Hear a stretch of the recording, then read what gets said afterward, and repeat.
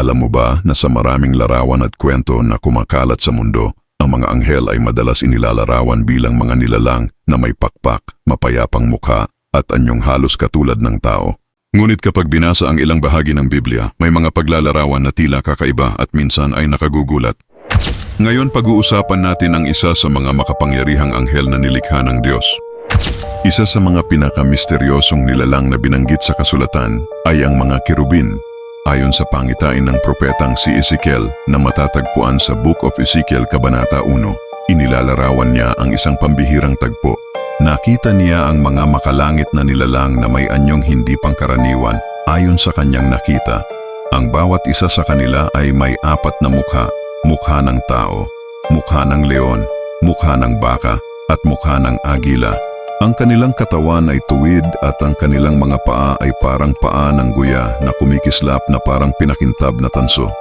Mayroon din silang 4 na pakpak at sa ilalim ng kanilang mga pakpak ay may mga kamay na tila kamay ng tao. Habang gumagalaw ang mga nilalang na ito, hindi sila lumiliko sa paglakad, sila ay gumagalaw ng tuwid sa direksyon na nais nilang puntahan, na parang ginagabayan ng isang makapangyarihang espiritu. Ngunit hindi lamang ang kanilang anyo ang kakaiba.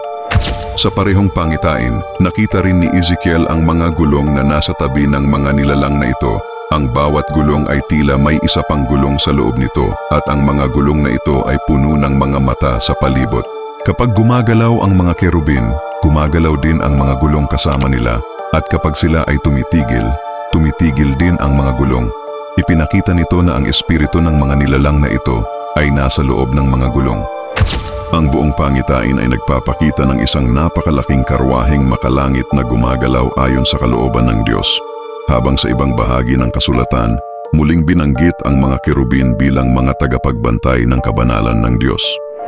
Matapos palayasin ang tao mula sa hardin ng Eden, inilagay ng Diyos ang mga kerubin upang bantayan ang daan patungo sa puno ng buhay ayon sa nakasulat sa Book of Genesis. Ipinapakita nito na ang mga kerubin ay hindi lamang mga ordinaryong anghel, sila ay mga makapangyarihang tagapagbantay na malapit sa presensya ng Diyos. May isa pang mahalagang detalye na binanggit sa Biblia tungkol sa mga kerubin ayon sa Book of Ezekiel chapter 28. May paglalarawan tungkol sa isang nilalang na tinawag na pinahirang kerubin na tagapagbantay. Ang talatang ito ay madalas iniuugnay sa dating kalagayan ng isang makapangyarihang nilalang bago ang kanyang pagbagsak. Marahil ay kilala nyo na kung sino ang tinutukoy ko. Ang nilalang na iyon ay si Satan bago pa man siya naging kaaway ng Diyos. Ngunit kung totoo ang interpretasyong ito, nangangahulugan na bago pa man ang kanyang paghihimagsik, siya ay kabilang sa mataas na uri ng mga makalangit na nilalang na malapit sa trono ng Diyos.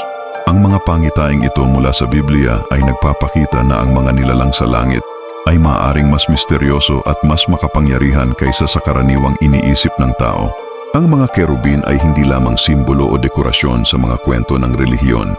Bagkus sa mga pahina ng kasulatan, sila ay inilalarawan bilang mga tagapagbantay ng kabanalan ng Diyos at mga saksi sa kanyang kapangyarihan.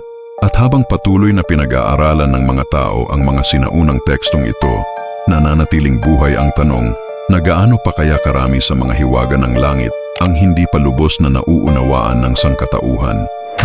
Ano pa kaya ang mga nakatagong lihim na katotohanan mula sa langit? Ano sa tingin mo, kaibigan?